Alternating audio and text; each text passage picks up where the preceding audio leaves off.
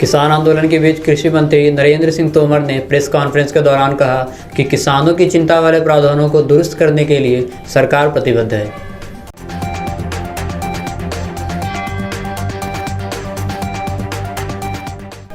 बिहार में राजद नेता के लापता बेटे के सिर पर गोली मारकर हत्या कर दी गई और उसका शव अहिरौली सड़क के किनारे फेंक दिया गया।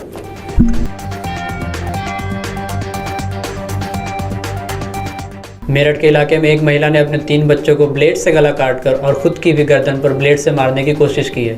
एक बच्चे की मौत हो गई। महिला की हालत अब भी गंभीर बताई जा रही है।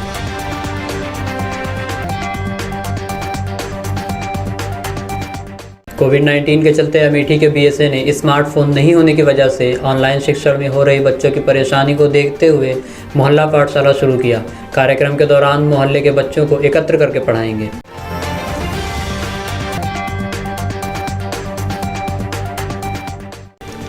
लखनऊ के विभूति खंड में हनी ट्रैप के जरिए एक डॉक्टर को अपने जाल में फंसाया और अपहरण कर 30 लाख की फिरौती मांगी। पुलिस ने गिरोह में एक महिला और एक पुरुष को गिरफ्तार किया है।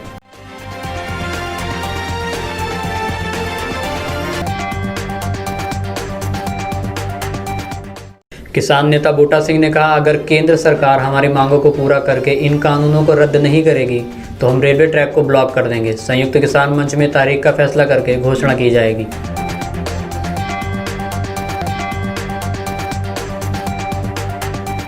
जल्द ही लखनऊ यूनिवर्सिटी नैनो साइंस और मॉलिक्यूलर जेनेटिक्स में शोध की शुरुआत करेगी।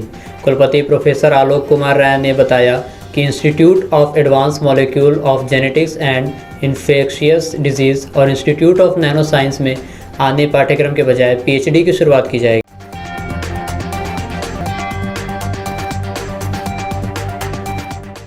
देश के सबसे रईस कारोबारी मुकेश अंबानी दादा बन गए। उनके बेटे आकाश अंबानी की पत्नी श्लोका ने गुरुवार को 11 बजे बेटे को जन्म दिया, जिसके चलते अंबानी के घर नन्हे मेहमान की पहली तस्वीर ट्विटर के जरिए साझा की गई।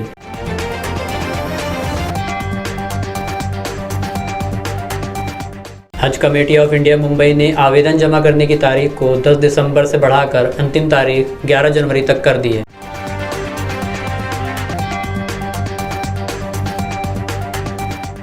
मध्य प्रदेश के मुख्यमंत्री ने जेपी नड्डा के काफिले पर पत्थरबाजी कराए जाने की घटना पर कहा, न तो बंगाल और न ही भारत इसे बर्दाश्त करेगा।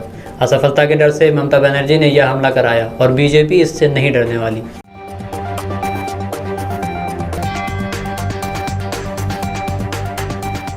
यूपी के मुख्यमंत्री ने केंद्र सरकार को प्रस्ताव भेजा, जो मंजूर कर लिया गया। ये प्रस्ताव इस बार दिल्ली में गणतंत्र दिवस की परेड में अयोध्या में बन रहे राम मंदिर की झांकी दिखाने के लिए था।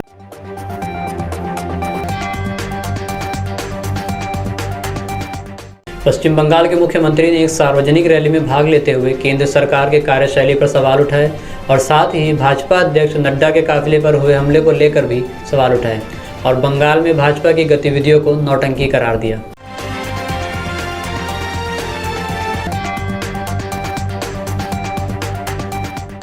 भारत के प्रधानमंत्री ने नए संसद भवन के शिलान्यास के दौरान कहा, पुराने संसद भवन ने स्वतंत्रता के बाद भारत को नई दिशा दी, तो नया संसद भवन आत्मनिर्भर भारत के निर्माण का गवाह बनेगा।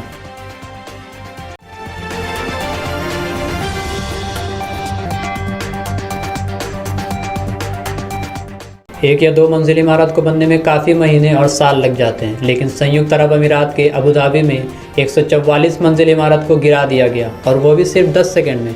हैरानी के बाद यह है कि यह मीना प्लाजा 144 मंजिल ऊंचे टावर को गिराने के बाद उसका नाम गिनीज वर्ल्ड रिकॉर्ड में दर्ज हुआ, क्योंकि आज तक इतने कम समय में इतनी ऊंची इमारत कभी नहीं गिरी।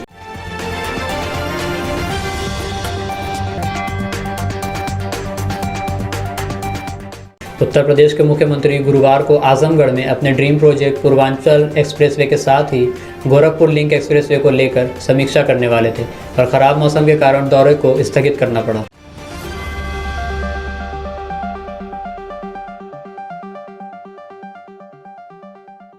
सब्सक्राइब कीजिए हमारे न्यूज़ चैनल को और बेल आइकन को प्रेस करना ना भूलें, ताकि हमारे नए वीडियोस का नोटिफिकेशन आपको मिलता रहे।